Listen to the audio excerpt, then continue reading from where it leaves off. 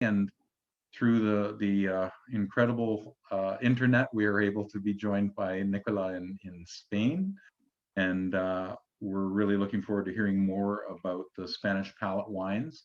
And as I said to those of you who joined right away, that there's just such a long laundry list of what Nicola is going to talk about today, that we actually put an attachment to your email where you had the link.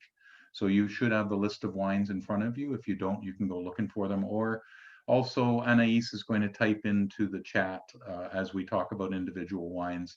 She'll tell you what the lot numbers are and such. Again, I can see snowing in New Brunswick. Wow, that's sad. Yeah, 19 and sunny in Calgary. It's so funny. Week to week, it's different. You know, Alberta will be the snow and rain, and we were 25 degrees here at one point here in Ontario. So, and 5 and overcast in St. John's. Welcome across the country, and I'll get to most of you throughout the hour. We like to keep this to an hour 5, which I don't think we'll have any trouble covering. Well, Nicola has so many wines to talk about. Edmonton, sunny and 17. That's almost in my wheelhouse, 20 to 25. So Nicola is the founder of Spanish Palate, one of our favorite partners at Opimian. Many of you will be familiar with their wines already, but we always love having these virtual tastings so that you get to know their wines and the people behind the wines so much better. So without further ado, over to you, Nicola. Welcome to the Opimian virtual tasting. I think, what are we calling this? We're calling this Cellar In a Snap Dos. See, my Spanish is excellent, isn't it? It improves with wine. You know, by the time you've got through the bottle of Lois, you'll be perfectly speaking Spanish. There you are. And cheers to you and welcome. Well, cheers, everybody. I hope you have a glass of wine in or two close to hand. As you can tell by the name and by the accent, I'm not originally from Spain. I'm born and bred in the UK. And destiny was very kind to me and helped me decide to go partly to university in Spain.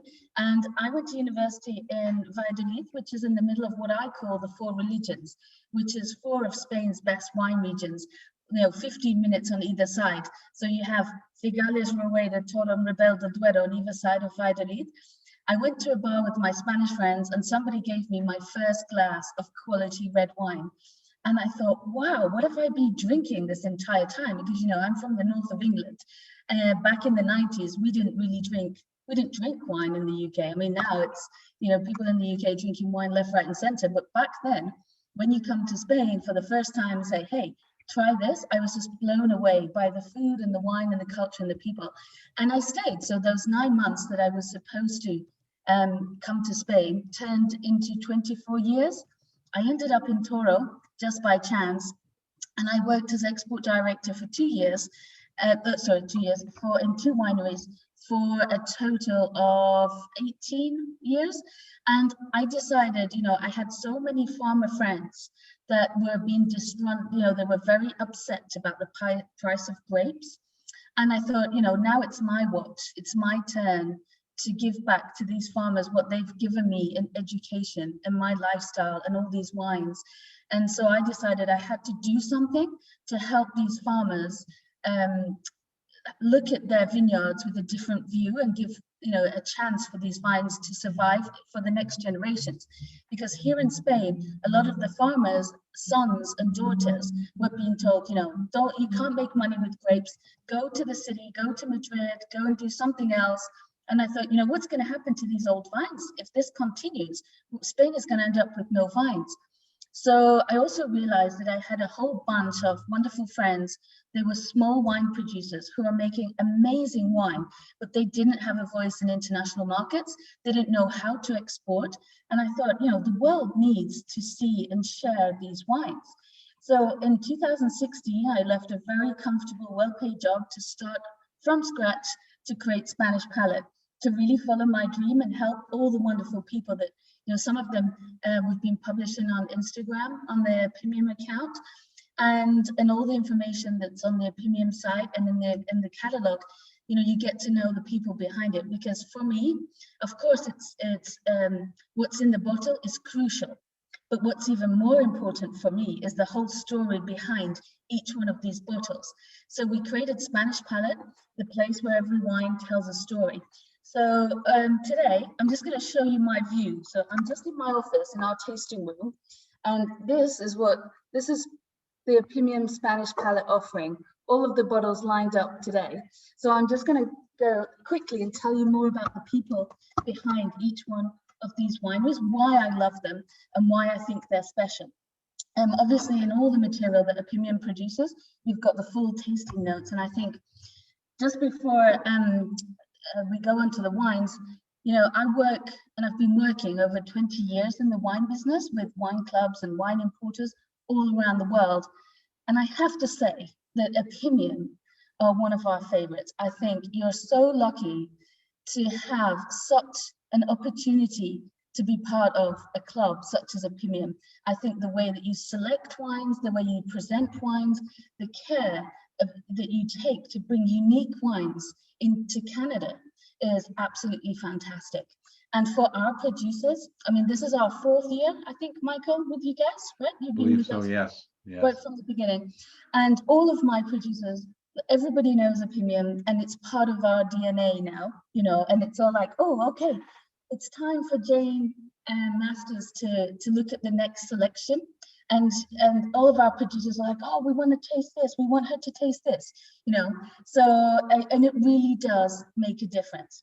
For example, we have one of our producers, the Bodega Stifar, Caballero Stifar, which is in the collector's corner.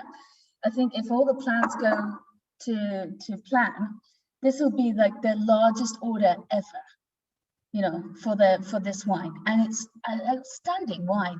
And so everybody's really excited. So thank you so much for all of your support. So, okay. If before you continue, Nicola, if I can just return the compliment and say that the number of wines that you showed on the table there that we're offering is also indicative of the quality of wine that you represent. So thank you for that. I mean, wine is our passion. You know, everybody here in Toro and all my team, this is what we do. And we spend a lot of time traveling all around Spain, really looking for those hidden gems and looking for those farmers. So at Spanish Palate, we do 2 things. So I have 4 winemakers, and we travel as myself, and we travel all around Spain, and we find farmers, and we find co-ops, and we find all different kinds of scenarios to make our own wines. And so Mi Tractor Azul, which we're going to see in a bit, and Botas de Barro, which has been one of your favorites, they're the wines that we create from scratch. But then the other wines, we help all small producers. We really are their sort of strategic partner, their right-hand man, if you like, to put their wines out there in the market. So yeah, it's great. I think this is what Spain needs, right? Because everybody needs to do what they know how to do, you know? Okay, let's go on to wine number 1, because we've got like a whole bunch of wines to go through. So Cava, I mean, how could you survive without Cava? Everybody needs a nice glass of Cava. And this is made by a friend of mine. He's called Josep Maria, and he worked for a winery next door, and he became friends with his neighbor Leonor, and she taught him everything he knew about Cava.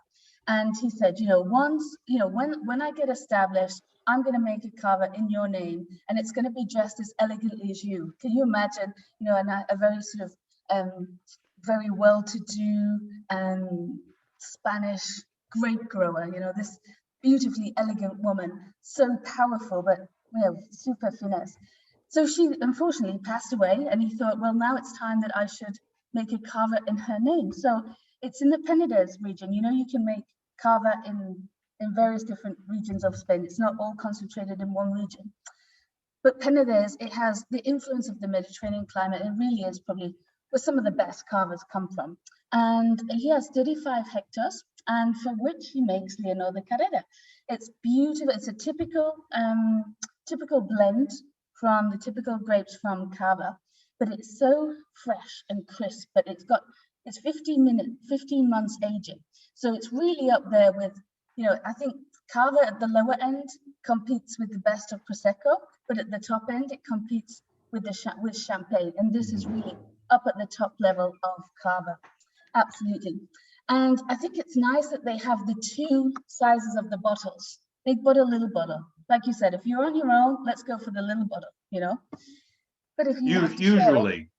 but if you have to share it, you know, you have to go for the more premium bottle. And you know, this offering will reach around Christmas time, so this would be perfect to celebrate Christmas. I think pretty much it will get there for Christmas. It will, and also, if I may say, that they say that that sparkling pairs with everything, and I've come to find that that is true, because I do pair it with everything. So and I always enjoy the pairing.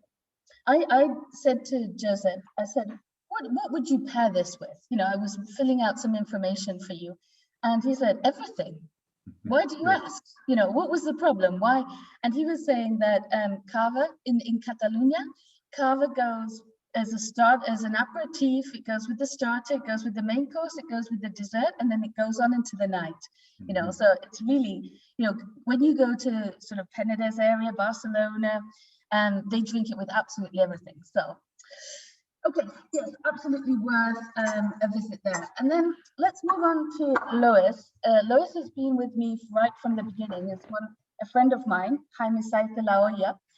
Lois has become probably Premium's best-selling Spanish wine. They make 4 wines. We'll make 5 wines, 4 of which are in the offering. So Lois, which the name is the type of soil, and it's created by a guy called Jaime Saiz de la Olla. He was a technical director for the Dio Rueda for many, many years. And he was a bit frustrated because his family didn't have vineyards like everybody else around here. But he really wanted his own wine. So he was working for 20 years as technical director. Then one year, luck came in, and he was able to buy vines that he'd been looking after and controlling. And so he said, wow, this is the time, let's do it. So he created Lois from scratch. This is about 15 years ago, and he's already been positioned as, like, you know, it's the rising star of Rebel del Duero, and it's certainly one of the top wines from Rueda. So let's just have a look first on the bottle. I love this. It tastes as good as it looks, and I just think, you know, some people say, yeah, but it's all about marketing. The juice inside justifies this such a pretty bottle. And Rueda is without doubt Spain's most successful white wine region. But today you can get Rueda wines which are very commercial. The grape here is Verdejo. It's where Verdejo was born, it's their home. But a lot of because it was so successful, we get a lot of really huge producers in the region. I just got half of Toro decided to drive past. It's 9:20, and everybody's rushing around because we've got our lockdown is in about your curfew. An hour. Yeah. So we just get everybody like busy bees trying to rush home. So Lois is probably right up there with the best wines of Rueda. They're so powerful for white wines that they're just absolutely delicious. And Jaime uses only old vines, bush vines, and you really, really do get that coming through. And he uses all natural yeast. So we get probably one of the most elegant wines from Rueda. I mean, probably you'd have Rueda wines pretty much on every wine list. And anybody who's got Spanish wine on the wine list, they want a white, pretty much it all comes from Rueda or Rias Baixas, right? From the Albarino grape. And they're doing an amazing job. And then they also went to Rebel del Duero, the red region just right next door. So we've got 3 wines from Rebel del Duero. Lois Inspiration is 9 months in oak. And then this beautiful bottle, this is Lois Blue Cap, okay? And then we have Lois Collection, which is their top of the range, okay? It's all from 100% Tinto Fino, Tinto País, or Tempranillo, whatever you want to call it. And Jaime was really lucky enough to buy 6 different parcels of vineyard, some of them over 80 years old, tiny production. And in the Ribera del Duero, if you've got the River Duero in the bottom of the valley, and Ribera del Duero is sort of a series of slopes going up like this, and depending on whether you're at the top, the middle, or the bottom, determines water retention. It really determines the character. So Jaime, because he knew the region like the back of his hand, he bought special passes which blended together make super fine Ribelle del Duero. And Jane, in one of her the tasting notes, she really does focus on the power of Lois from Ribelle del Duero, but because it's such fine winemaking, has lovely smooth texture on the palate, and they're just an absolute delight. So depending on which vineyard they come from and how much time in the oak, that's basically the difference. But just to point out, Lois Collection, this is in the collector's corner. They make tiny amounts of this, and the grapes are picked. They're fermented in French oak in 500-liter barrels. And then, you know, the typical image that you get with the guy in the barrel stamping on the grapes, that's this. They only make 6 barrels, and it's still plenty of time for aging. But if you're thinking for Christmas, if you're thinking as a special treat, this is probably one of the top wines in our range. And Jaime is going to sign every bottle of this as well. So wonderful. And thank you for making those available in the 3-pack for us, because that makes them so much more accessible for us. It's a great way of building your cellar, and like you said, to celebrate on Christmas and throughout the holidays. So thank you. Mm-hmm. Well, you know, it's just a great way to. I'm sure I turned that off. It's a great way to access probably, you know, one of the top wines of Spain. You know, it really is something special. Okay, let's go on to Bodegas de Mateos, right? Bodegas de Mateos is 7th generation grape grower, and his family and his ancestors have been throwing their amazing old vines into the co-op, blending it with all kinds of other sort of young vines. And the current generation of Mateo, he's like, what are we doing? Why are we not making special wines? Why are not we making terroir-driven wines? So he went and told his father, it's like, okay, I think we need to pull out of the co-op. Everybody was completely scandalized, and he did it. And as a result is the wines that he's presenting today. So they have a range of wines, which is a classic style of Rioja. And then they have the wines that Jane has chosen from you guys. And we have 3 wines, which are super interesting. They all have this sort of really quirky labels, and they're very sort of classic images with something quirky in it, because this is all about classic Rioja modernized.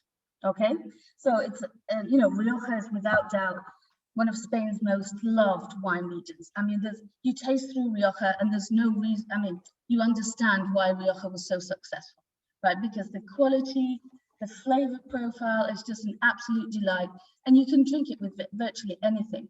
But it is a very traditional region. But now, over the last 15 years, there's been a whole revolution going on Rioja, and we've got new producers like Mateo and his family who want to modernize. So mostly Tempranillo is the grape that we know from Rioja, but actually Garnacha in the southern part of Rioja was the most historic grape, but Tempranillo got a name and everybody started planting Tempranillo. But what about white Tempranillo? Anybody tasted a white Tempranillo before? I have not. I first saw white Tempranillo a number of years ago on a wine list in Switzerland, and I was thinking, surely they've misprinted white Tempranillo. Tempranillo surely red, of course. And so I ordered it, and I think, you know, I had a glass of white, and I tasted it. I was like, wow, white Tempranillo is just a mutation of Tempranillo and a white grape that happened in a vineyard and turned from a red grape to a white grape, all in the vineyard, all by itself. And it was a natural mutation. And Mateo is the first family to discover white Tempranillo.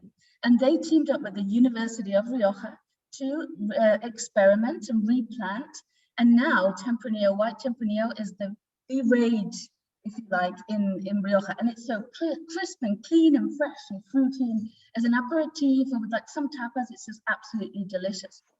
And then we've got 2 in the Insolente and the Insensato of the range.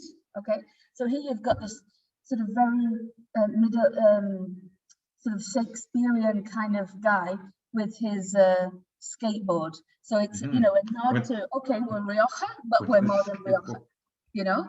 Cheers. So we've got 100% Graciano and we've got 100% Garnacha, which is really hard to find in Rioja. It's now, thanks to people like Mateo, who are pushing the boundaries, more and more you can find single varietal, but really Rioja is very much a blended region. So this is really something unique, really something special. And if you don't mind my interjecting, Nicola, to bring everybody's attention to an article written by Louise Wilson, one of our Canadian MWs, and she's written about these grapes that are intriguing varieties from Spain, including the Graciano. That's on page 45 of your cellar offering. So and talking about these grapes that we've been able to start offering, and you've convinced me to buy the Tempranillo Blanco so you and I can have this conversation next year, and I'll have a bottle of it with me. Wonderful. But you know, if you like more powerful wines, the Graciano is just absolutely fantastic. I mean, it's got it's a traditional grape, but it was almost about to die out, but now is making a comeback. And it's traditionally in a blend of like 10 or 5 or 3% in the wines. So they're really kind of brave, Mateo, to do 100% Graciano, so we can really see what Graciano is all about. So that was really nice. So that's their sort of quirky, experimental range. And then, I mean, they have the oldest average age of Garnacha in their wines, in their vineyards, and anywhere else. They have the oldest vines of Garnacha. Did you follow recently, you know, in Rioja, we have Rioja Alta, and then we have Rioja Alavesa right in the north, and then we have Rioja Baja. Rioja Baja means low Rioja, and there was a bit of a stigma attached to Rioja Baja, even though all the top producers from the other parts of Rioja were coming to Rioja Baja to buy their grapes, but they didn't let the people or the wineries from Rioja Baja to really rise up. And Rioja Baja is very much sort of co-op led. So they were selling grapes quite happily for many generations to the other producers. But Rioja Baja is the driest part of Rioja. It's flatter and it's more like desert-like conditions. So, and you get more of a Mediterranean influence. So you get more riper fruit. But because the people from Rioja Baja, they didn't really like the word Baja, low Baja, you know, because they were saying that it kind of meant that their wines were lower quality. So recently, it's just got renamed Rioja West and Rioja East. So Rioja Occidental, Rioja Oriental. So it's a whole different region. Well, the same region, but different names, okay? So, so here we've got La Mateo, okay? We've got 2 of their wines from La Mateo, their top wines. So Tempranillo, white Tempranillo, aged in oak, super new French premium oak, which is absolutely stunning stuff. It's probably one of my favorite white wines in our range. If you want something, if you're into white wine and you want something that can compete with the best of Burgundy, that's it. It's right up there. It's absolutely spectacular. And each one of these bottles, by the way, from La Mateo, from the family, they have the images of the 4 generations, the current 4 generations are still alive, and they have, each bottle is numbered. So we're looking at something like 8,000 bottles of the white Tempranillo, you know, limited production stuff. And then on the list also we have La Mateo Vendimia, which is how it comes from their best vineyards. It's a blend of Tempranillo and Garnacha, and it's probably right up there with some of the best wines from Rioja. So if you're a Rioja fan and you want something outstanding, La Mateo Vendimia is actually the way to go. And they have the vineyards because Mateo's family have been growing grapes for 7 generations, and they have vineyards in various different regions within Rioja Baja. And I've been there several times, and you know, they're gnarly old vines, ungrafted, no irrigation, completely sustainable agriculture. The power that comes out of these places is just incredible. So yeah, we're very, very lucky to have them with us. Okay, so now we're going to go south to a region I'm sure many of you have tasted La Mancha, of course. La Mancha, the vineyard of the world. But to be fair, or to be unfair, actually, La Mancha's got quite an unappropriately wrong name for being sort of the entry-level Spain. Of course, that's where a lot of entry-level wines from Spain come from. I mean, La Mancha is like half the size of England, you know, it's like big, massive mass of land right in the middle of Spain. It's a dust bowl. There's no rain, boiling hot summers. I mean, we get up to 42, 43 degrees centigrade in the summer. But the thing in La Mancha is because traditionally it's been ruled by the co-ops. But La Mancha is just having a whole change, and there's a whole renovation, rejuvenation going on in the region because they have the soil, they have the climate, and they have people like who I'm about to talk to you about, who said, why in La Mancha are we making entry-level wine when we could perfectly well make super fine wine?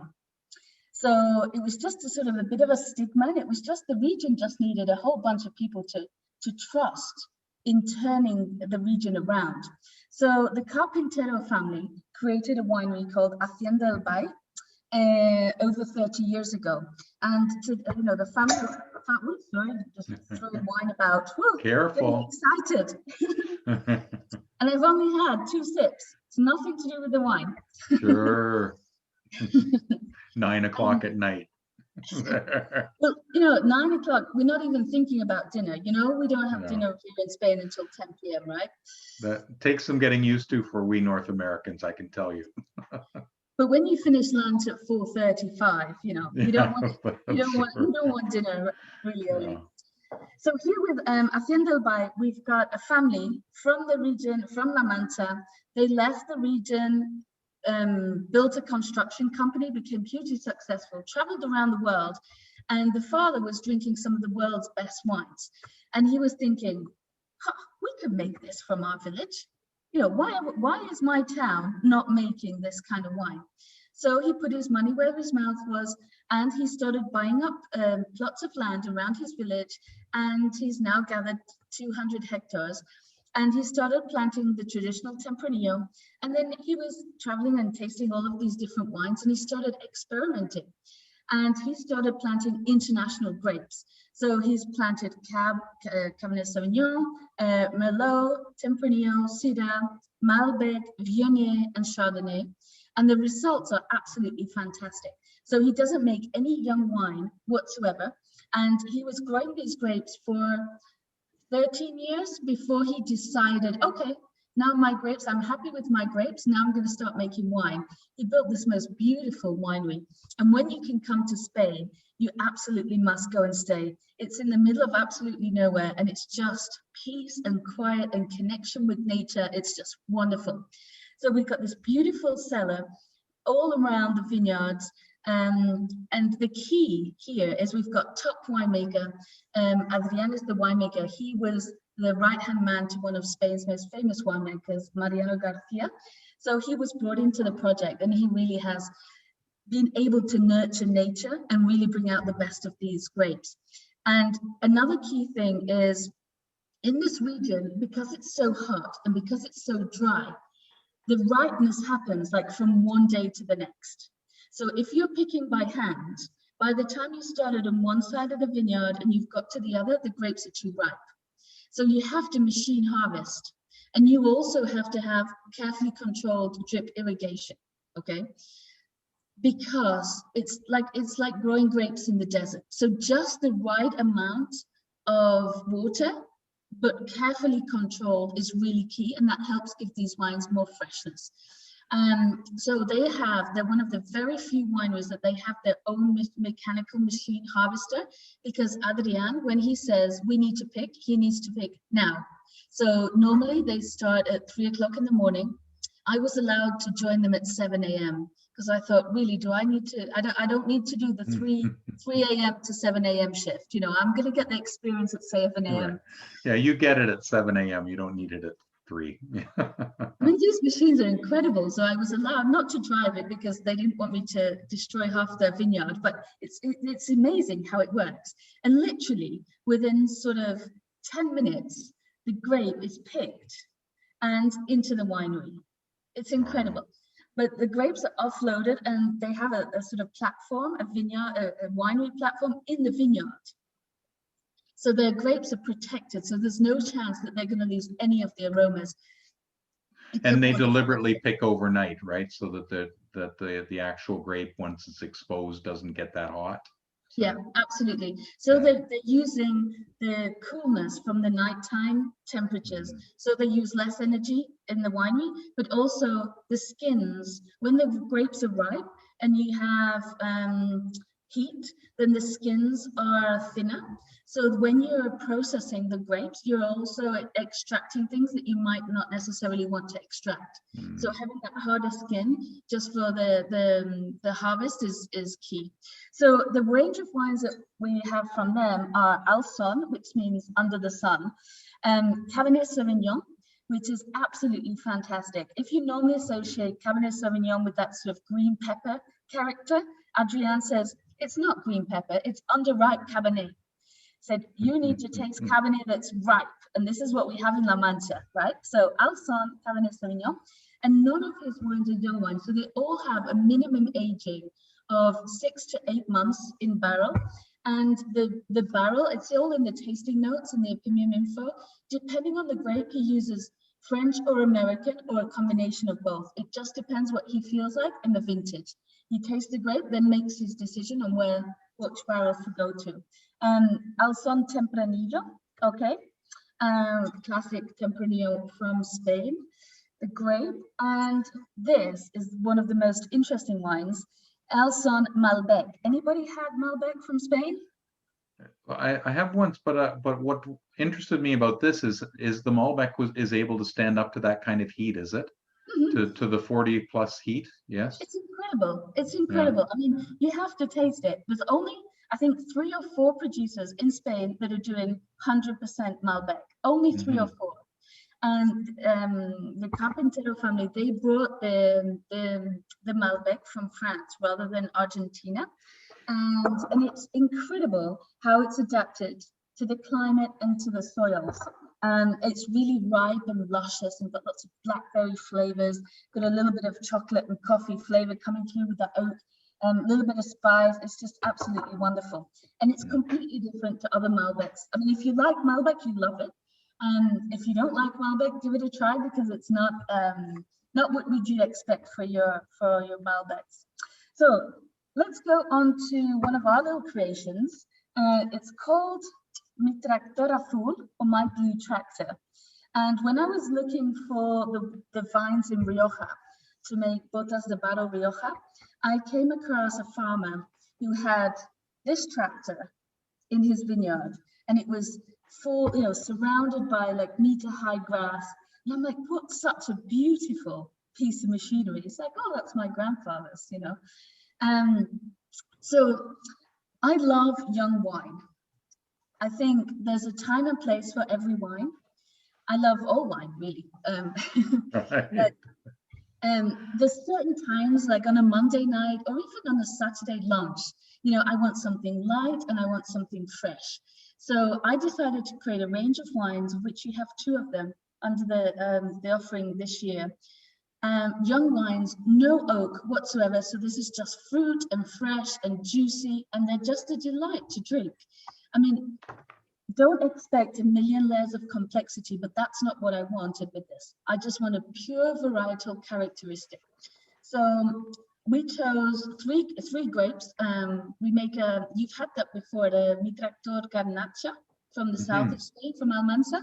But on this offering, we've got Mi Tractor Toro, which is obviously where we are. The thing about Toro, I mean, Toro is probably one of, according to Robert Parker, is one of top best red wine regions of Spain. Great. But the thing is, we have a grape called Tinta de Toro. Okay, so Tinta de Toro it's Tempranillo adapted in our climate, our soil, over hundreds of years. But it's a sort of Tempranillo like on steroids. It's a big flavored, bold Tempranillo. It's a much smaller grape, much thicker skins, so we get much more flavor. So the issues here in Toro are not more extract. the issues are we want softer wines. We have to tame this beast of a Tempranillo that we have.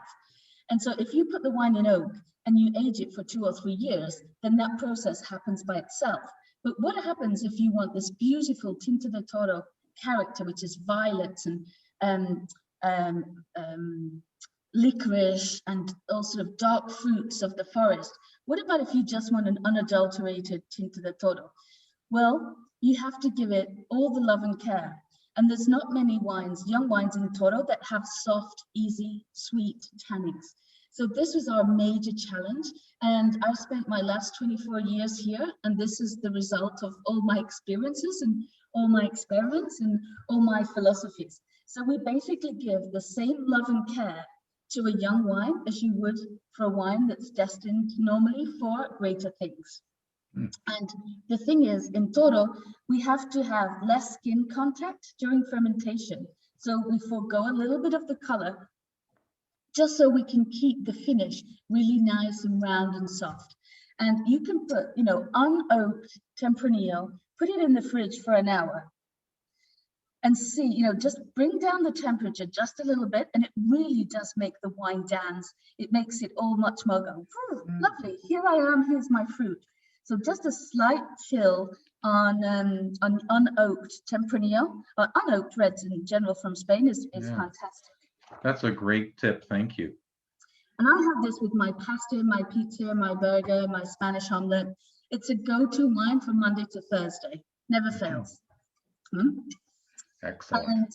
And if you fancy the same kind of idea, but in white, Mi Tractor, for it's 100% Verdejo from La Manta. The quality that we're getting from Verdejo, from La Manta, is just absolutely incredible. And at this kind of sort of level, it's just a delight. You know, I think this is kind of your patio pounder. You know, you've got your friends over, have a little bit of a nibble and lots of chat. This is the perfect companion. You know. And only at 12%, you can have 4 or 5 bottles too. Absolutely. Okay, so we have another one of our Spanish palate creations is Botas de Barro, which you've had several of these wines. And this is basically a homage to the farmers. As a Brit, when I first came to Toro, I mean, Toro is like in the middle of nowhere.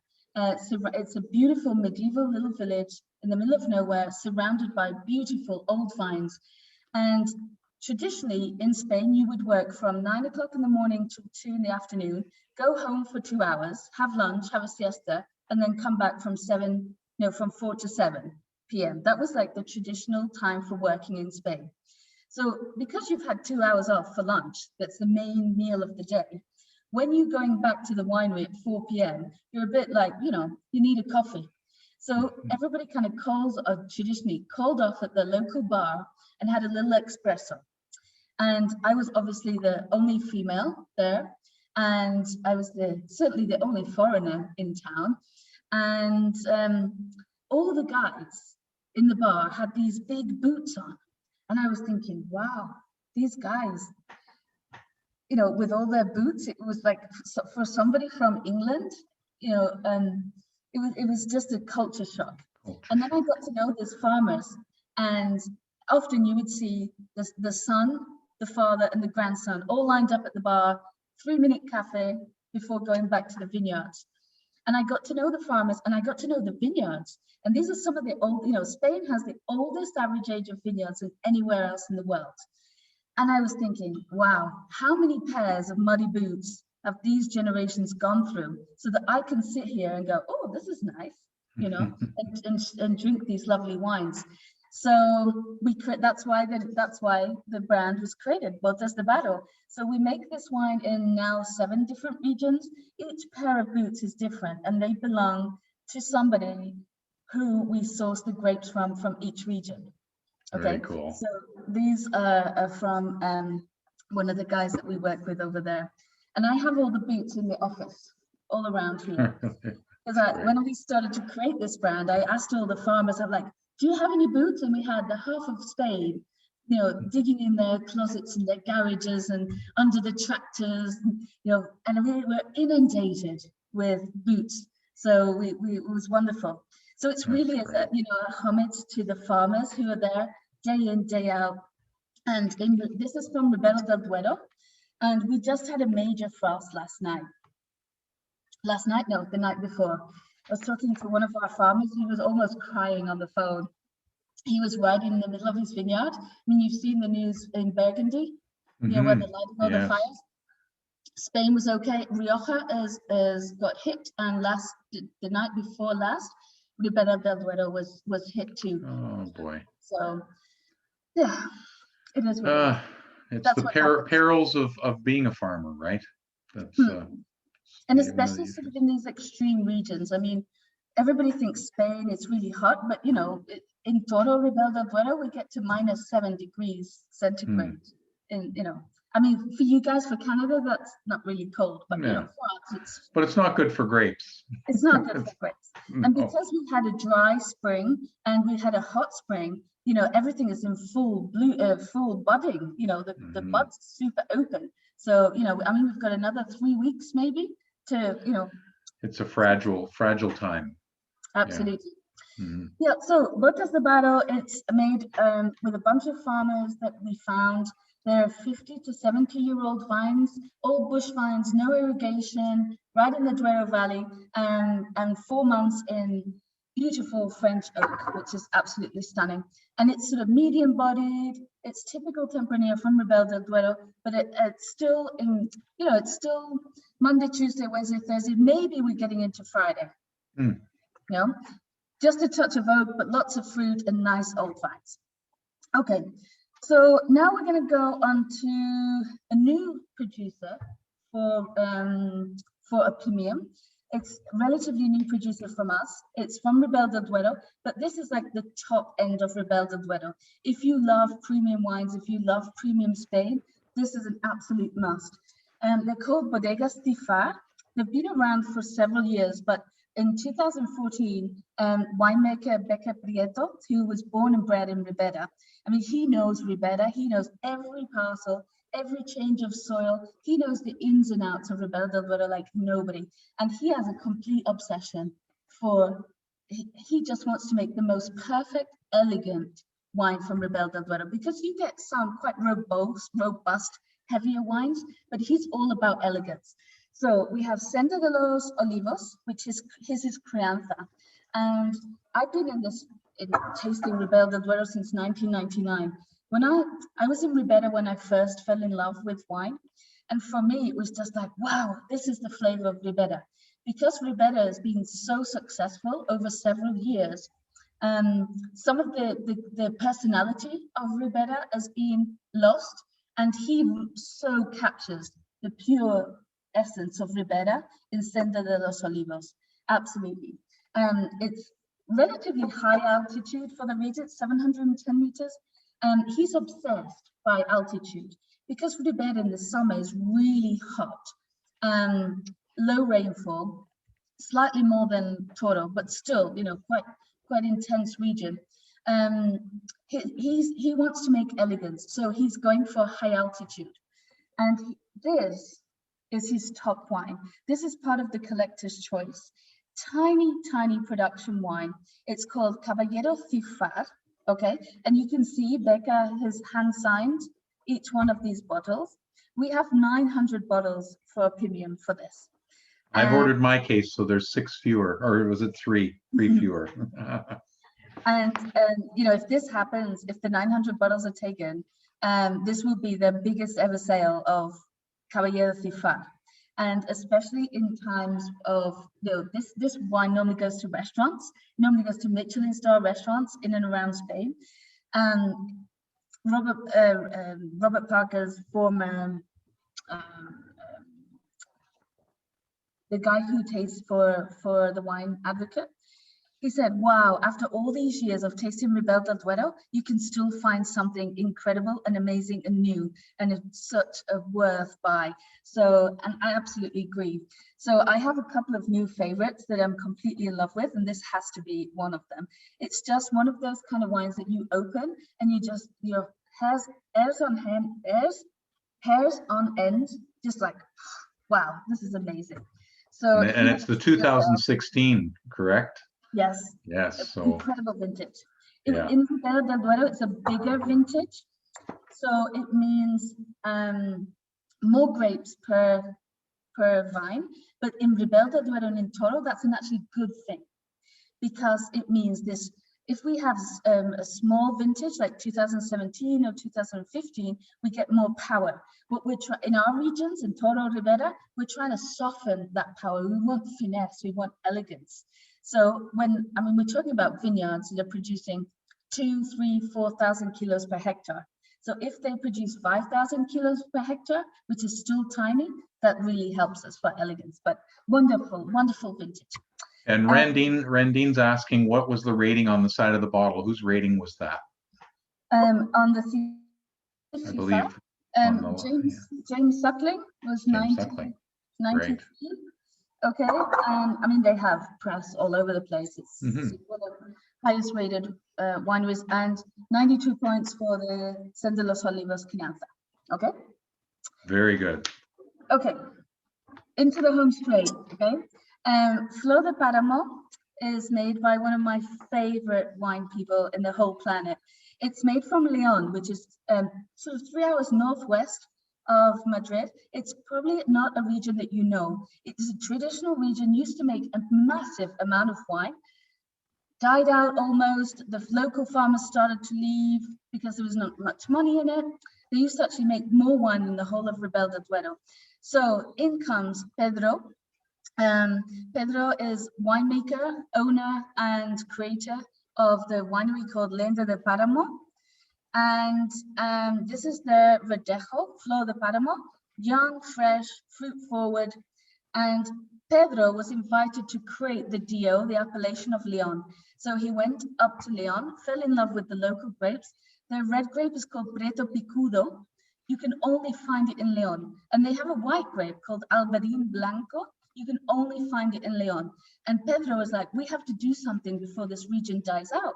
So he put all of his life savings, moved all of his family to the region, and him and his wife are really turning this region around. And they're doing an amazing job, absolutely amazing.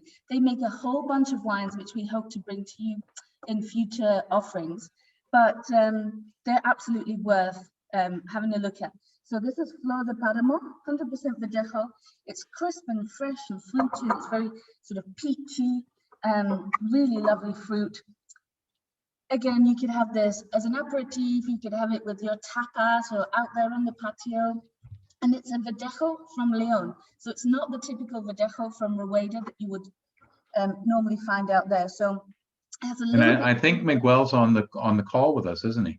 Well, this is Miguel's wine, right? Okay. I can see him. Yes. Miguel just disappeared. There he is. There he is. Yes. Okay. So Miguel and Pedro and Becca from Bodegas de Far are our new found. And we discovered Miguel and his family in full lockdown. And Miguel phoned me and said, hey, my family have been growing grapes for forever, but we don't make any wine. So I decided it was time for us to make wine, and I need your help. And so I said, okay, send us some samples and let's see if it's any good. We tasted them here in the office, and we were like, wow. I got in the car and I'm like, I'm coming to see you. I think it was like 1,000,000 degrees hot in the summer. I went to see Miguel and his family, and we're completely blown away by this project. The wine is called La Cueva Colorada, and here we have Fencibel. Fencibel is a local name for Tempranillo, okay? And the wonderful thing about this is Miguel's ancestors, he has the most wonderful vineyards that they've been selling the grapes for generations. And so Miguel had the foresight and the bravery to say, okay, my father planted this vineyard. My great-grandfather planted this vineyard. This is my mother's father's vineyard. Like, what are we doing? This is treasure. He makes another, his mother's father had a vineyard and planted with Aiden. So they have a white offering for this as well. And it's the most incredible Aiden. Aiden is the grape that's probably most grown in Spain, but for the mass market. But when it's done properly, there's very few left of unique old vine Aiden that are making incredible white wines. And so Miguel, when they come to see you, Miguel, he has a beautiful finca, beautiful estate with a swimming pool, and Miguel made us the most perfect paella. We have to post a recipe, Miguel, and share it with everybody. Oh, we would love that. That would be great. Can you imagine in the middle of the summer, Miguel cooking his paella with the swimming pool? Even the red was absolutely incredible. Wonderful project. And with the opinion philosophy of finding fine winemakers that need support, this is the essence. This is why Spanish Palate exists. This is why opinion exists. I mean, this is absolutely stunning. So when I decided I had to open one of these wines, I opened this. I have it in my glass. Right, good for you. Cheers, Miguel. Yes. Thank you, Miguel. It's beautiful. It's so, like tiny production. It's intense and it's rich, but the texture on the palate is so soft and velvety and complex. It's just, yeah. So if I can just back you up, Nicola, we've got a question about the two Verdejos. Okay. 24.95, 24.93.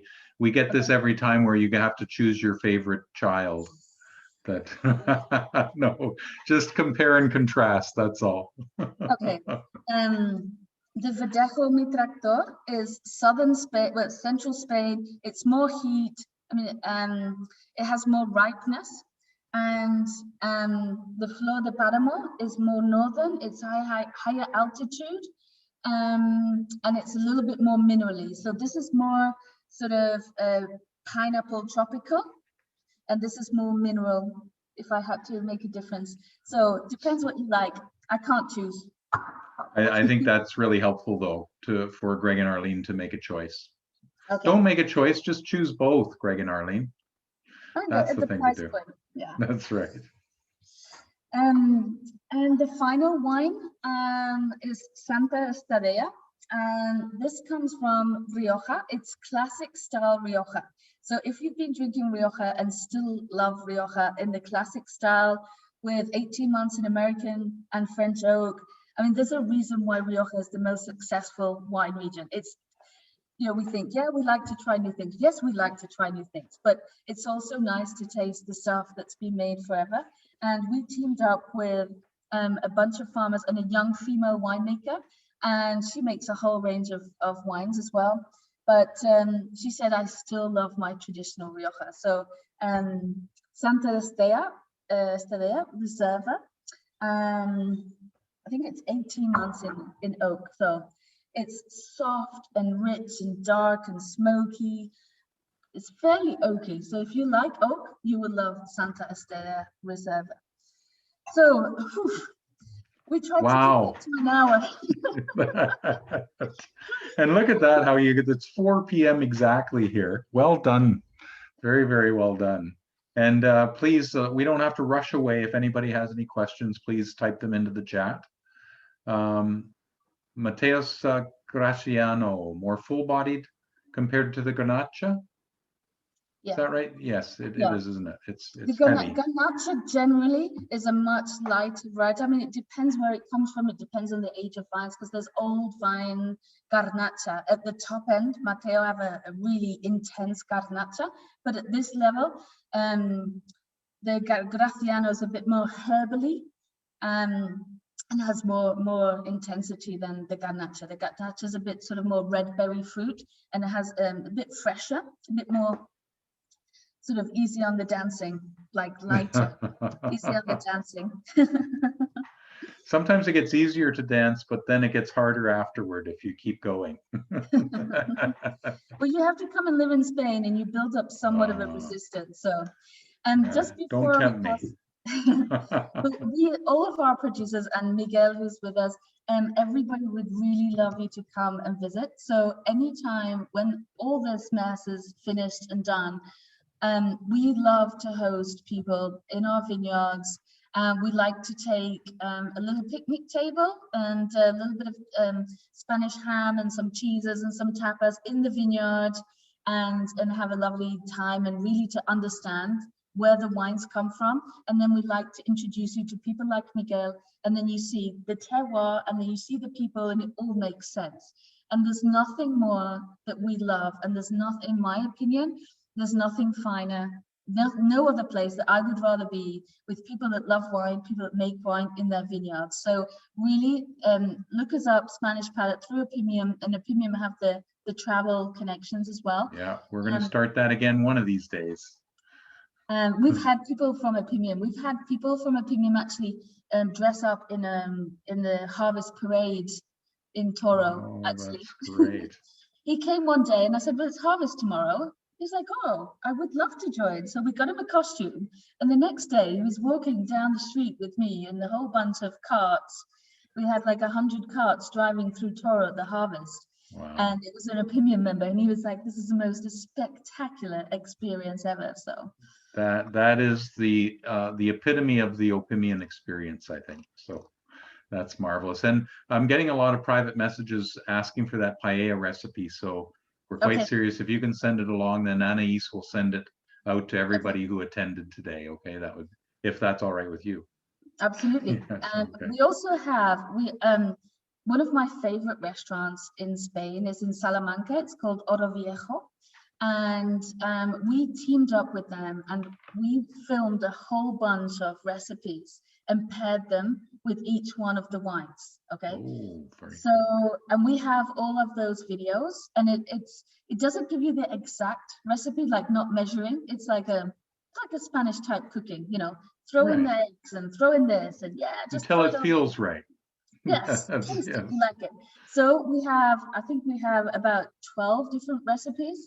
So if anybody wants those recipes, and they're on video, and it's like a 3-minute video per recipe, and it's Top Chef from Oro Viejo. It's Michelin star, but it's Michelin star that you can do at home, and it's really quick and easy. And then we've put whatever wines from the offering go to pair. Okay, so say if you fancy La Cueva Colorada, then you just ask us for the recipe, for the video recipe that goes with La Cueva Colorada. I just think, you know, we want to share our experience and our culture. Fabulous. I mean, that's the whole idea, right, Nicola? I mean, that's Absolutely. Living. Yeah. And then there was another thing that I wanted to share with you, and that kind of thing, because we've been thinking, how do we transport you guys to Spain? How do we give you the knowledge? So we've been producing videos, and the Opimium Instagram account is full of that kind of stuff. And the Facebook is full of our content as well. And we have a lovely woman here in Toro. She makes artisan one-off pieces. We have a cathedral that was started to be built in the 11th century. And it's one of the most beautiful porticos in the gate, and the door portico. And she recreates those pieces in Toro by hand. She's a wonderful craftswoman. She's a friend of mine. And I thought, how can I connect this? So if you buy any wine from the collector's choice, the collector's corner. Collector's corner. Yeah. So it's FIFA, Caballero FIFA, or Lois collection. Lois, right. Okay.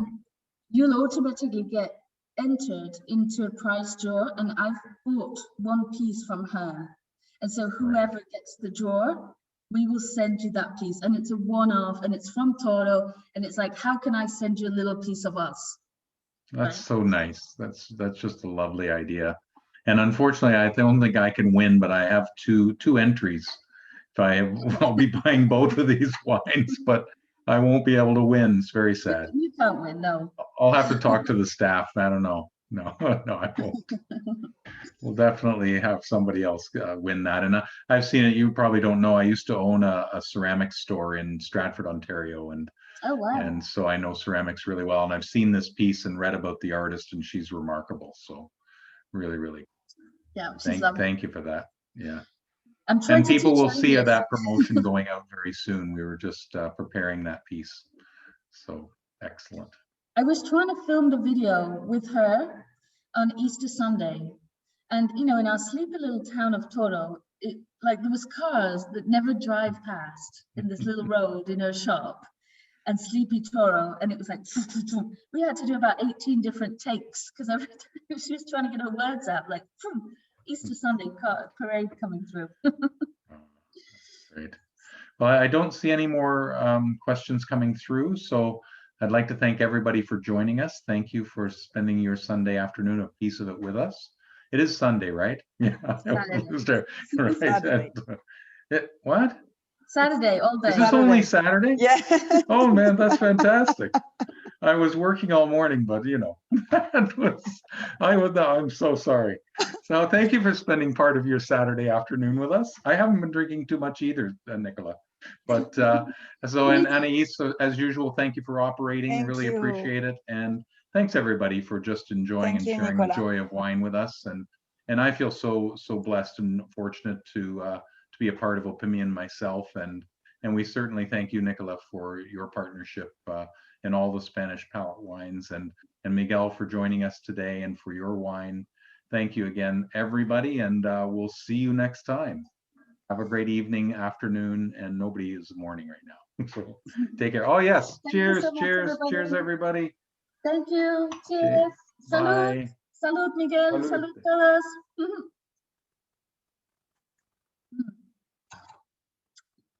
It's Saturday dinner now, so I can just finish the bottle of La Cueva Colorada.